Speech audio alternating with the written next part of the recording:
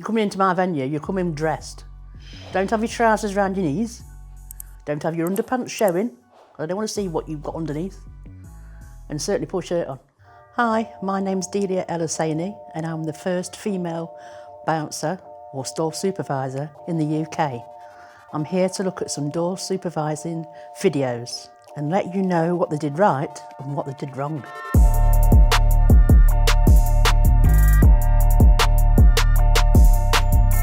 DEEPX. Right, there's a doorman. Go on, big lad. Keep going. Oh, good un. Nice one. That's the kind of thing I'd do. You won't get away from that. When that video came out, there was a little bit of kind of controversy because they were saying that although he was causing trouble and instigating, he was moving away from the fight when he got hit by the door supervisor. What's your take on that?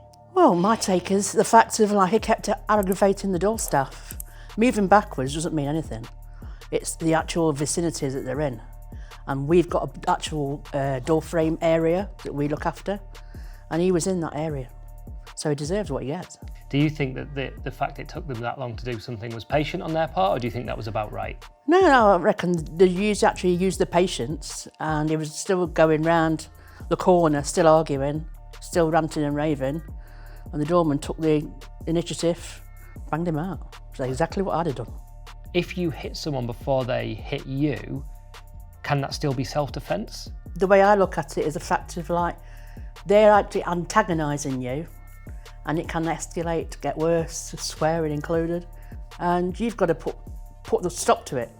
Well, majority of the time, everyone's out with the mates, and you always get one instigator, a loudmouth, whether it be female or male, and they're the ones that are effing and jeffing at the door staff, bar staff. They keep looking round to get the exact thing of, well done, mate, well done, keep going, from the mates. And that antagonises them even more, which gives them more bravado to make it a good thing, because then they can talk about it. So how do you stop it getting that far? What's the best way to deal with it? Well, the way I deal with that is just keep walking. Bring down the volume of his mouth, so you're actually saying, what? Can't hear you. And then walk him away from the venue. Oh, look, a muppet. No shirt on. Serves you right. But if it had been me, he wouldn't have been talking to me without a shirt on anyway. Was that a rule of the places that you work? Yeah, you put your shirt on, you keep clothes on. You're coming into my venue, you're coming dressed. Don't have your trousers around your knees. Don't have your underpants showing. I don't want to see what you've got underneath. And certainly put a shirt on.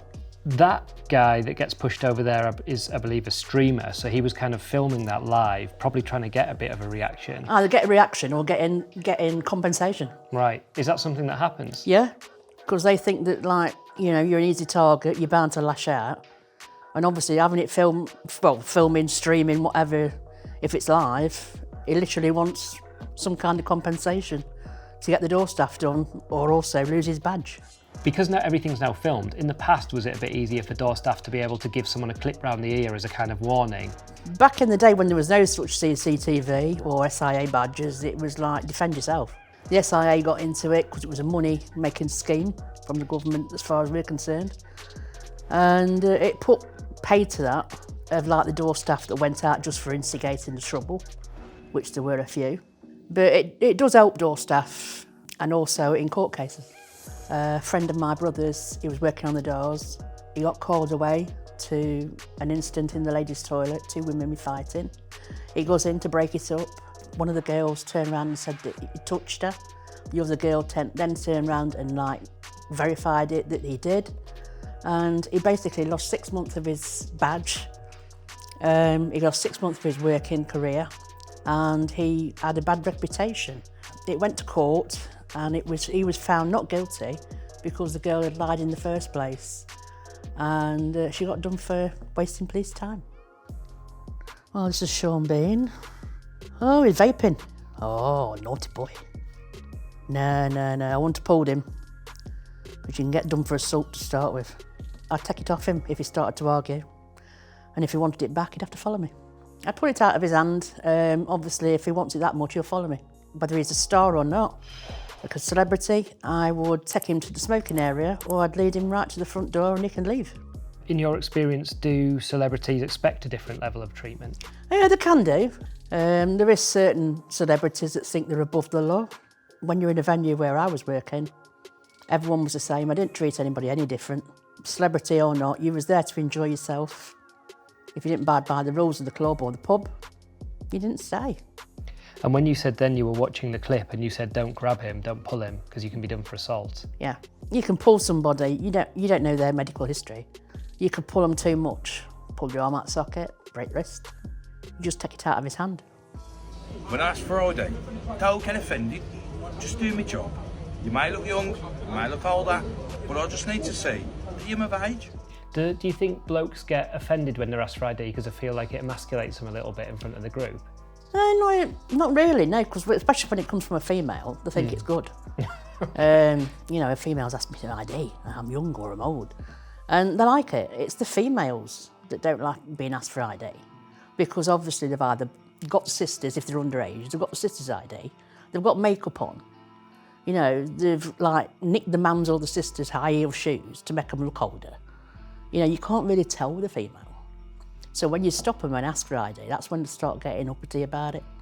When you girls or guys are on a night out and it's gone bad, go to the bar and ask for Angela. It's a situation that we used to have. We used to say Julie. It's to stop, really, males following females around or stalkers. If they go up to the bar staff or the door staff or the manager and ask for Julie or whatever specific name they use, we can actually get them into a taxi or get them to another venue out of the way that the person is trying to get away from. Did you ever experience anything like that when you were working, like Yes. dates gone bad and men following women? Yeah, there was quite a few ladies that used to come up, either didn't want the detention because they was like out with their own mates, or they'd been on a date and it wasn't going according to plan, or these people were just like too over touchy-feely kind of people. And we'd walk them out, or we'd stay with them and get rid of the person. But 9 times out of 10, we always walk the girl out, or the lady out, either get her into a taxi, or get her to the next venue, out of the way, with friends. It's to let them know that we are actually there to look after them. Big guy. That reminds me of one of the door stuff I had. He used to hit him on the top of the head with a radio. Like it. You just get him out of the way. Earlier in your career, you were allowed to put people in headlocks, Yes. but now you're not? No, because apparently in times gone by, people have like used an headlock like that, and they've pulled up too high, and they've either collapsed the people, or in one particular situation, I don't know where it was, but in one particular situation, they pulled up too quick, and by the time the guy had hit the floor, he was dead. Oh no. And are you allowed to use any sort of locks? Are you allowed to use twisty arms, twist the We wrist? can use the thumb lock, we can use the twist the wrist, we can put their arms up the back and lean them forward so they're walking at a stoop. What do you think about that? Do you think it impacts on your ability to do the job properly, or do you think it's better to be safe than sorry? I think it's better to be safe than sorry to get the person out, but if the person has actually injured somebody, is to keep them on the premises and get them out of the situation, away from the crowd, so you know it calms a person down waiting for the police to come or the ambulance. He's 18. It's not him though. Don't think so. I'll keep the ID, you carry on walking. We was told that if it was a fake ID, or it definitely looked fake, keep hold of it. If it was a passport, which is obviously someone's main document, and we were definitely sure it wasn't the person standing in front of us, we could also keep it, but give the person a receipt. And at the end of the night or the end of the weekend, we'd take all the ones that we'd listed and we'd take them to the police station on Monday morning. Do you think young people drink too much in the UK? They do, but when I first started on the doors, people used to drink in the pub. Pubs open till 11 o'clock, nightclubs open from like 9:30 till 2. Pubs are now becoming nightclubs. Nightclubs are no longer existent in most places. It's just a late bar. And people get tanked up before they go out. So by the time they've hit town, they're virtually half drunk already. So it don't take them much to tip them over the edge. Girl dancing on the table. Oh dear, table gave way. It's her fault. If she gets injured, she shouldn't have been on the table in the first place. Serves you right. Whose job is it to police that kind of behaviour in a bar? Is it the bar staff or is it the door staff? Well, really, it's their own thing to do.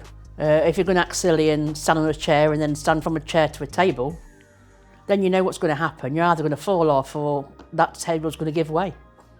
So if you fall off it, so be it on your own head. So if you'd seen her getting up there, would you have gone and pulled her down, or would you have gone, well, up to you? If I'd have seen her going on the chair, I'd have got her down before she even got onto the table. So therefore, you're trying to stop something before it starts. And would that have been thrown out for you, or would she have been allowed to stay? No, she should have been allowed to stay because it looks like she was enjoying herself, and they can carry on enjoying the night. How many warnings do people get with you? Two actual warnings. First one is a nice friendly warning, because I'm like that. The second one is a stern warning. You will do as you're told, you will follow my rules. Third one, there's the door, leave it. I'd have to pick a window.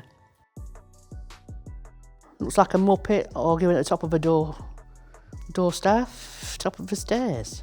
That's fatal to start with. I wouldn't have grabbed hold of him, I'd have pushed him away from his chest.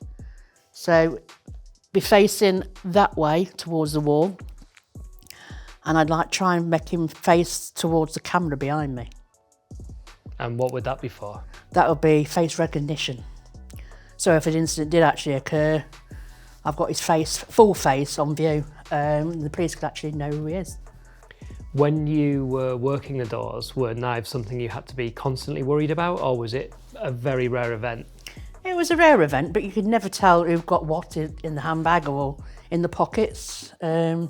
I've actually been a victim of a knife crime myself. Got stabbed in the throat.